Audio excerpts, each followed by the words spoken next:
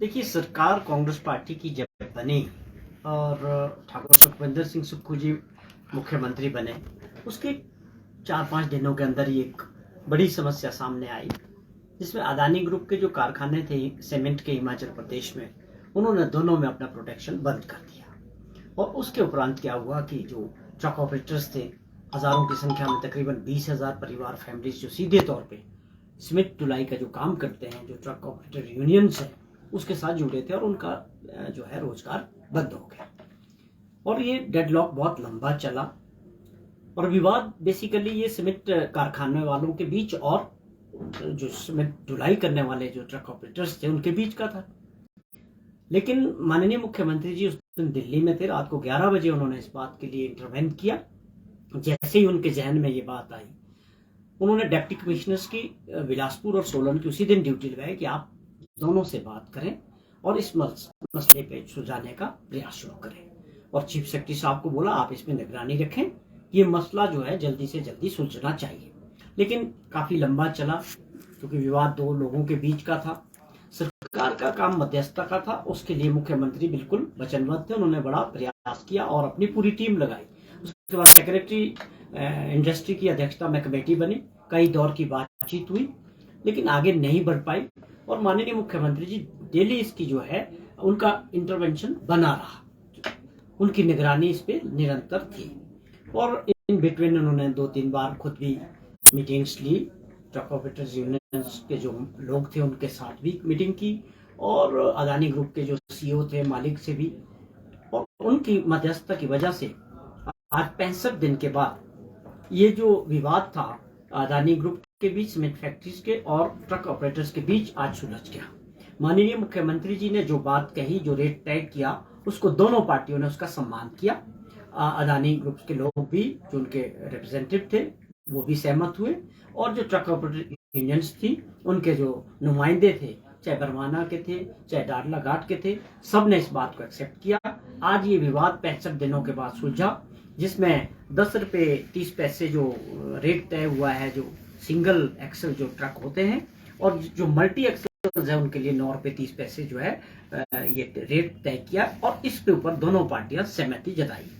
तो माननीय मुख्यमंत्री जी के इंटरवेंशन से, सोच से, और उन्होंने जिस प्रकार इसमें पूरा प्रयास किया, उनके द्वारा जो टीम बनाई गई थी ऑफिसर्स की, उनके प्रयासों से और इस सब के सहयोग से ये जो आज पॉसिबल हो पाया। 65 दिनों के बाद एक बहुत बड़ा डेडलॉक टूटा, जिसकी वजह से हजारों परिवारों की जो इससे सीधे तौर पे ढुलान से जुड़े थे, ट्रक ऑपरेटर्स है, उनके साथ जो और व्यवसायी थे, उनके ट्रक चलाने वाले लोग, ड्राइवर्स हैं, कंडक्टर्स हैं, या रोड साइड पे ढाबा चलाने वाले हैं, पेट्रोल पंप्स वाले लोग हैं, कोई टायर पंचर वाले लोग हैं, एक बहुत बड़ी ये अर्थव्यवस्था जो है सीमेंट फैक्ट्रीज की वजह से उस एरिया में है। तो बहुत बड़ा नुकसान था, सरकार को भी नुकसान हो रहा था रेवेन्यू का। तो आज ये सारी बातें बड़े अच्छे माहौल में बैठ के मुख्यमंत्री जी ने जो फैसला किया, उन सभी लोगों ने इसका सम्मान किया। मैं इस बात के लिए माननीय मुख्यमंत्री जी को बधाई देता हूं कि उन्होंने इस मसले को अपने विवेक से और अच्छे ढंग से सुलझाया, और साथ ही उन दोनों पार्टियों को भी हम धन्यवाद करते हैं जिन्होंने मुख्यमंत्री जी की बात का मान और सम्मान रखा।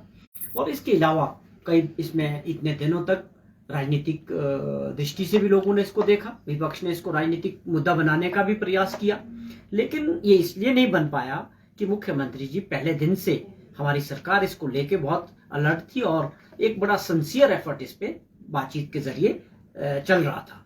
तो आज मैं समझता हूं कि एक अच्छा दिन रहा, कि ये एक बहुत लंबा जो खींच गया था ये मामला, सीमेंट विवाद जिसको आप कहते हैं, तो आज इसका अंत हुआ। कल से सीमेंट फैक्ट्रीज वालों ने, अदानी ग्रुप ने ये बात कही है कि हमारे कारखाने अपना काम शुरू करेंगे, और उसी तरह से ट्रक ऑपरेटर्स ने भी कहा कि हमारे ट्रक चलने शुरू हो जाएंगे। और एक बहुत बड़ी बात क्या थी कि 65 दिनों तक आंदोलन चला, शांतिपूर्वक रहा, कोई बड़ा दुर्घटना नहीं हुई, कोई बड़ा एजिटेशन नहीं हुआ, तोड़फोड़ नहीं हुई।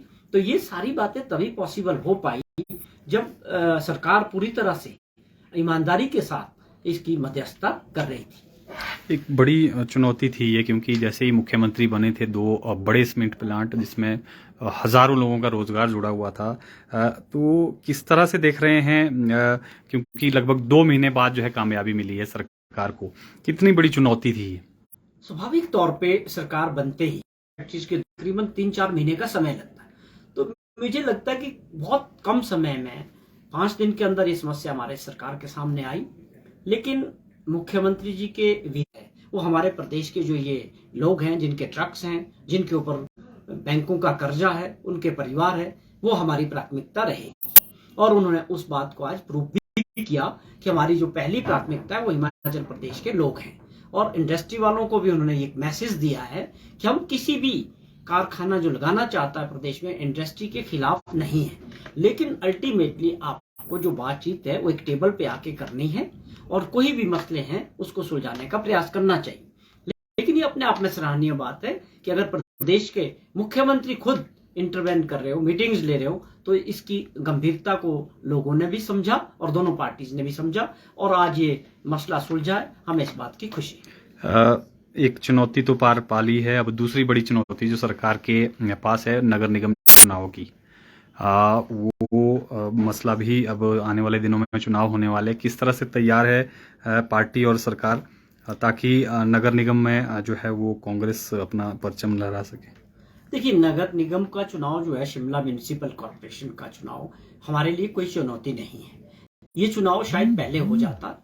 जो पिछली सरकार जी ने म्यूनिसिपल कॉर्पोरेशन है, या पूरे प्रदेश के लोग रहते हैं, एक बार फिर से हम मतदाताओं के बीच जाएंगे, लोगों के बीच जाएंगे और हमें और हमारी सरकार को और कांग्रेस पार्टी को अच्छा बहुमत इस